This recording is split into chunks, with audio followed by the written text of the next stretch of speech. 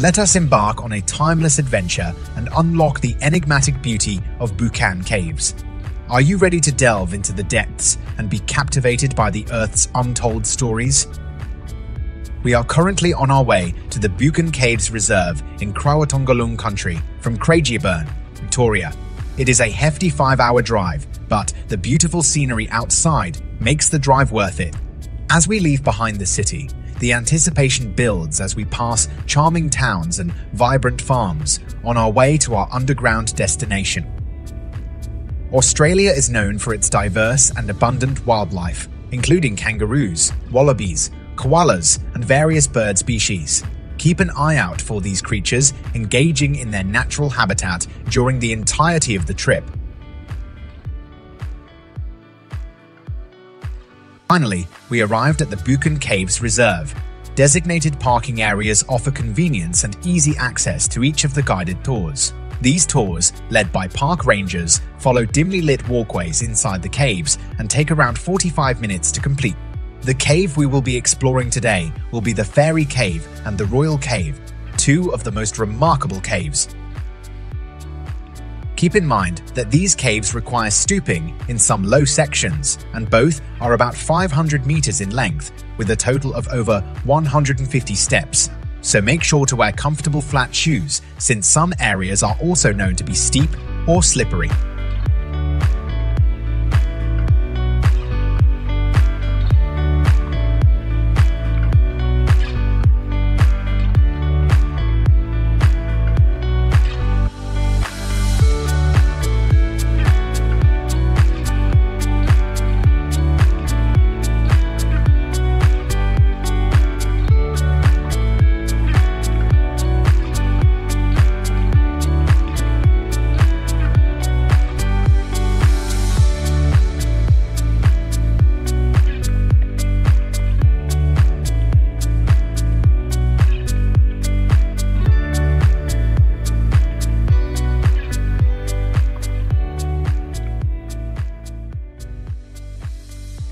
To obtain tickets for Buchan Caves, you have two convenient options: purchasing them on-site at the visitor center or securing them online through the official website or authorized ticketing platform. Before your visit, it is recommended to verify the availability and any specific requirements, ensuring a seamless ticketing experience.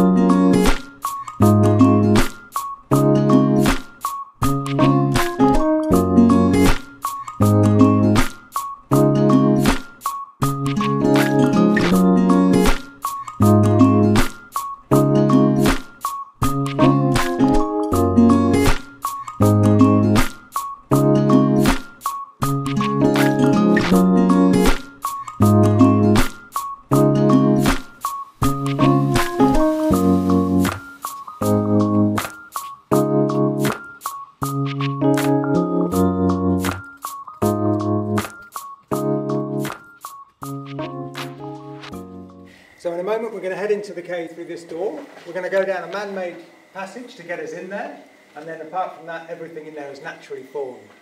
We're going to take a 500 metre walk through the hill and pop out of a door just a little bit beyond the big dead tree up there. There's 5 chambers inside. We'll stop in each chamber. I'll talk a little bit, not too much, and you're very welcome to ask any questions. There's lots of steps inside. They're always quite wet. It's just rainwater dripping into the cave, so take your time. Gets a bit low in places, mind your heads. And please don't touch the formations on the way through. Just have a good look, take as many photos and videos as you like, but when we touch them, the oil from our hands gets on them, they stop forming and we start damaging the caves. So we're really trying to look after it for future generations. Someone's put a bit of cave coral in the wall here. So if you want to touch that before you go in, that's what all the formations are made of.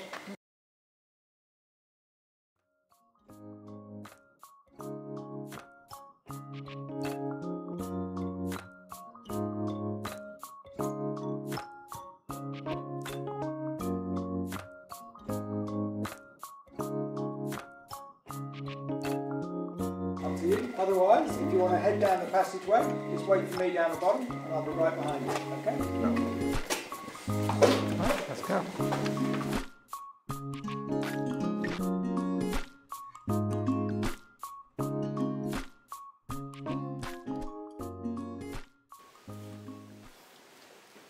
So back in 1907, a local cave explorer called Frank Moon, he discovered Fairy Cave, which is next door, down the end of that tunnel there.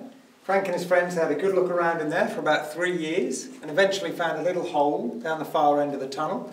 They crawled through there, came 70 metres down here and into this chamber and discovered Royal Cave in 1910. So they only had candles to light their way at that time. There were no lights down here, it was totally dark. And since then this passageway has been dug out. This is to make it easier for us to get in. And that's the natural entrance to the cave there. The way the cave's formed, about 400 million years ago, this was the bottom of the ocean where we're standing now. Lots of bits of shell and coral fell to the bottom of that ocean, made this limestone rock, which is everything that surrounds us. Eventually that ocean disappeared, the land was pushed up, and then water from the creeks and rivers started coming through cracks in the rock, flowing through here about 40 million years ago. They carved out the caves, and then gradually the rivers cut down into the valley outside, the water drained out of the cave, leaving it filled with air. And then the last thing that happened, which is still happening now, whenever it rains, the rainwater soaks down through the rock, dissolves out some of the shell and coral, and then drips into the cave. And every time you get a drip, it leaves behind a little bit of transformed shell and coral, calcium carbonate, and these beautiful formations slowly grow. So I'll tell you a bit more about this as we head through the cave. I'm going to lead us through in a moment. I'm going to turn the light out behind us so the next tour knows we've gone in. When we go around the corner, we're going to come to the crystal portal. We're all going to have to duck to get under that. It's by far the lowest spot in the cave. And then the first half of this cave, there's some fairly narrow passageways. They always open out into a nice chamber. And the second half is really nice open chambers. Everyone feeling okay? Sure. Yeah? Good. All right, it's very good air quality down here, very safe. Follow me. There's lots of fossils in this limestone. These are all little fossils, little creatures that would have lived in that ancient ocean. You can see them everywhere in the layers. And that was back in the Devonian period when that ocean was here. So there was lots of life in the seas. Very abundant time for ocean life.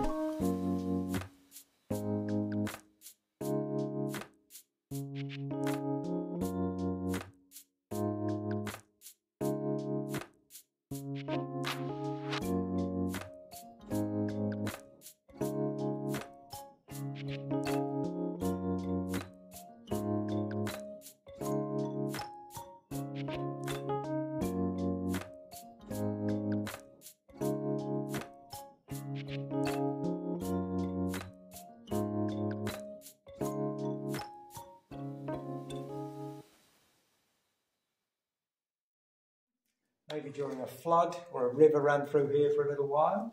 And scientists have had a good look at some of the pebbles here. They've left their little yellow flags there. And one of the things they found in the pebbles was a mineral called magnetite. Magnetite's magnetic, so it lines up with north and south on the Earth. And north and south switch places once every few 100,000 years, just a natural phenomenon.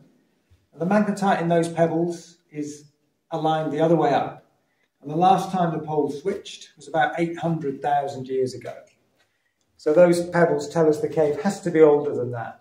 Other things tell us it's much older, but that's one way you can sort of get an idea of how ancient a cave is.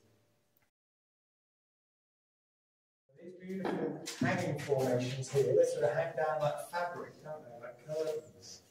We call them shawls or rugs. This is when you get a trickle of water that runs down the rock and it weaves this sort of curtain-like effect. You get the stripes of colour, because there's different things being washed down from the surface over time. It takes such a long time to form, the surface is always changing. So different minerals and oxides get washed down. Sometimes the cavers call it cave bacon. It's a bit like streaky bacon, doesn't it?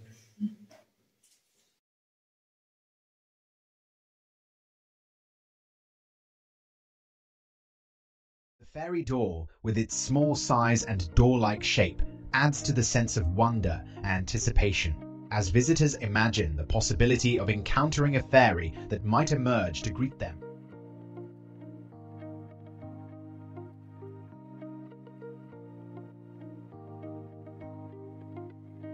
As we venture deeper into the caves, let's take a moment to explore the fascinating origins behind the name fairy.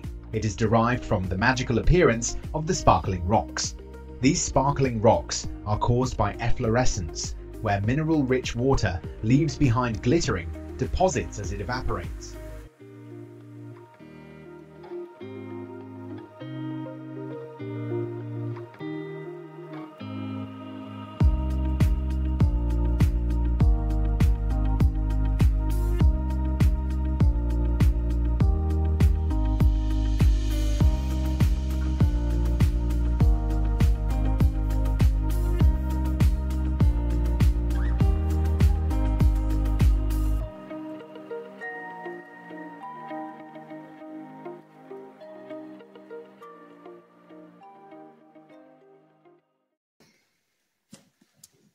This is the biggest chamber in Royal Cave, of course from the Princess Royal Chamber. And the water that carved the caves out would have drained out here about 25 million years ago. So the higher up we're going in the cave, the longer ago the water drained out of it, the older the cave is. So these huge formations, these have had a long time to grow, so some of these are probably millions of years old. Looks a bit like we're inside a dragon's mouth. And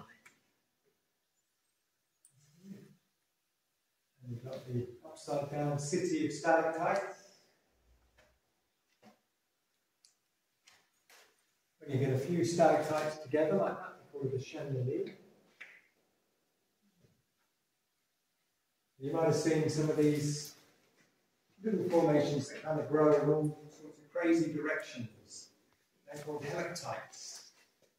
So there's still a bit of a cave mystery. Nobody's quite sure why they grow off in all these weird directions, but probably the best theory is capillary action. And it's when the water droplet doesn't quite drop off, it sort of gets sucked off in a different direction. Nature's been sculpting down here.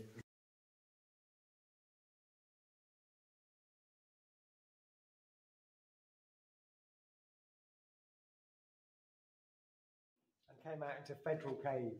So there's still a way through that way, but you get a bit wet and muddy going down that way, so we're not going to go that way. So when you're ready, we're going to head up the steps along the passageway, and the next chamber's not very far. It's got a cutout of a giant kangaroo in it. If you just wait for me by that, I'll tell you all about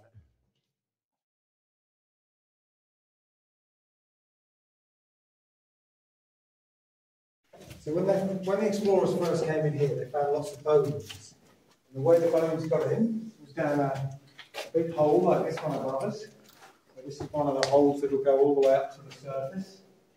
The air comes down, and sometimes in floods and storms, different things would get washed in. Sometimes it would be bones. So there's still a couple of little toe bones in the rock just over there. So these are toe bones from a giant kangaroo. And the explorers had to dig the bones out of this red sandy rock that's around us. And they found some bones from a giant kangaroo. He was this kind of shape. He would have been much taller than that. He would have been over 2 meters tall. He was much heavier and much bigger than our modern day kangaroos. Apparently it was too heavy to hop. He would have sort of walked around. And he was a short-faced, long-tailed giant kangaroo. Not in this cave, but in some of the other local caves, they've also found the bones of marsupial lions. So until about 30,000 years ago, there would have been lions chasing giant kangaroos around Buchan. A marsupial lion, so the Australian version of a lion. So it had a pouch like a kangaroo. It wasn't a true lion, you know, it was a carnivore, and it would eat these giant kangaroos. They made a pretty good meal, I think. That's the same as like our drop bear, you know, there actually was an animal like a drop bear, like a carnivorous animal that actually lived in the tree and jumped out of the tree and killed the spray that way. Yeah, sure. That's where the story from the drop. Okay. Yeah. Yeah, right. Yeah, it was a big carnivorous. This era. Yeah, sure. Yeah, there were lots of giant animals, weren't there?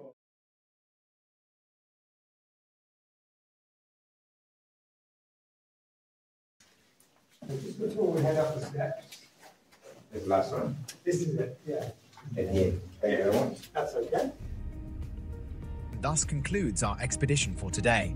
I trust you had a splendid experience and gained valuable insights along the way. Remember to show your support by liking, subscribing, and sharing your thoughts on which destination you would like us to explore next. Thank you for joining us on this remarkable journey, and may your day continue to be filled with memorable adventures.